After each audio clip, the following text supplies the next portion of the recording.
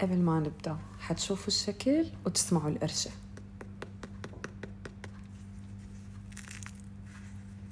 موسيقى، واسمعوا لما بناكلها.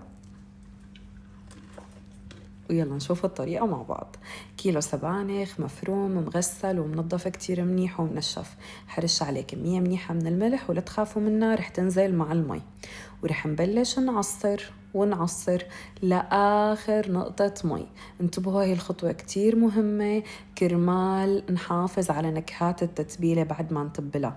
يعني بعد التتبيل ما بدي أشوف نقطة مي نازلة من التتبيلة تبعكم، كتير مهم.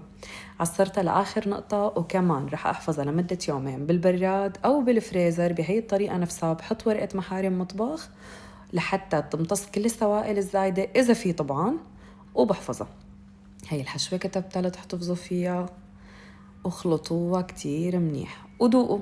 في عالم بتحب تزيد ملح أو حمض زيادة، هذا الشي بيرجع لكم، بس التتبيلة إن شاء الله كافية ووافية وما بحاجة أي إضافة تانية. وهيك شكلها. وهي العجينة كمان بتنفع للشوي وللقلي. كتبت لكم مكوناتها، مديتها رقيقة وقطعتها، والزوايد فورا عجنتها وتركتها لحتى ترتاح لبين ما أخلص مشان أرجع استخدمها مرة تانية. وبنحشيها، وشوفوا كيف الحشوة ولا نقطة مي طالعة منها. وبالوسط، وانتبهوا لا تقربوا على الأطراف مشان لما نسكرها ما تفتح معنا وقت الشوي والخبز. سكرتها بهي الطريقة نفسها، يعني المعتادة اللي بتعرفوها، وهي مرة تانية مشان تشوفوها منيح. وبهي المرحلة فينا نحفظها بالفريزر ونطلعها وقت بدنا ونشويها. أنا رح أشويها فوراً، فرح ندهن الصينية زيت نباتي وأدهن وش السبانخ كمان مشان نكمل القرمشة اللذيذة، وبالفرن لحتى تتحمر على الوجهين من تحت ومن فوق.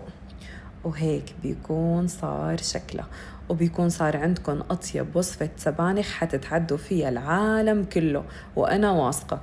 إذا تجربتوها ابعتولي التطبيقات، لا تنسوا. وادعولي وادعوا لماما الله يطول بعمرها يا رب، لأنه هي وصفتها طبعا هي اللي علمتني كل شيء، ويديم صحتها عليها ويخلي لي إياها يا رب. خلي لكم حبايبكم، وألف صحة وهنا.